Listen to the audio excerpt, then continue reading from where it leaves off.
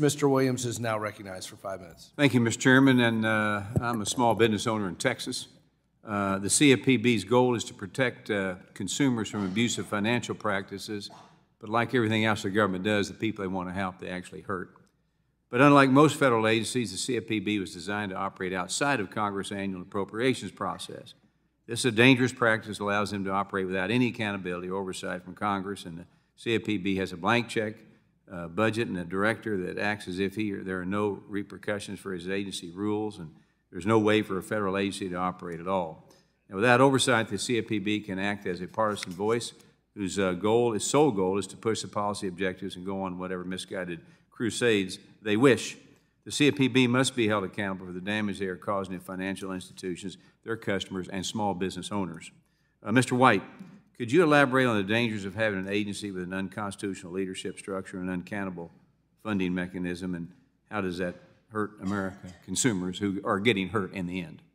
Well, our Constitution has elaborate procedures, not elaborate, but well thought out procedures for appointments and for funding of agencies, precisely because it is so important. Oftentimes personnel is policy, and oftentimes some of the most important decisions that Congress makes after it writes a law or amends a law is to decide who will administer that law under the president, and also how will that agency be funded.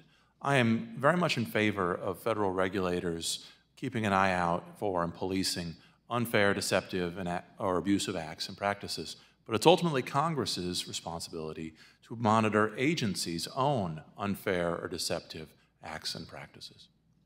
As we've seen, the CFPB's regulatory agenda has been a nonstop parade of partisan politics and wish list items from the Biden administration.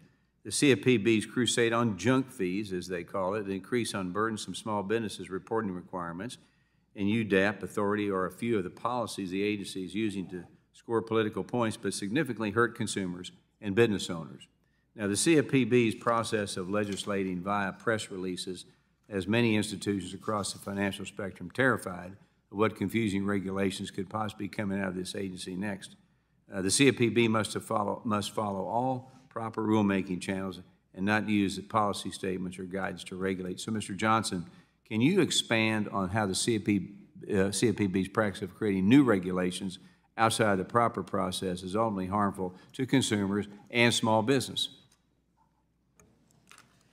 Yes, sir. So all forms of agency guidance by law cannot be binding, but when the agency seeks to bind parties through guidance rather than going through the formal APA-required notice and comment process for rulemaking, it really warps expectations and creates uncertainty in the marketplace. That uncertainty pulls back on economic activity, and that harms consumers and producers alike.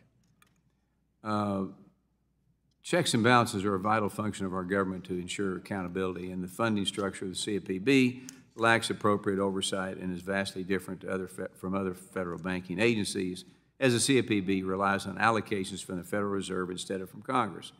In order to have a check on the CFPB power, it's imperative that operations be subject to congressional appropriations, just like anything.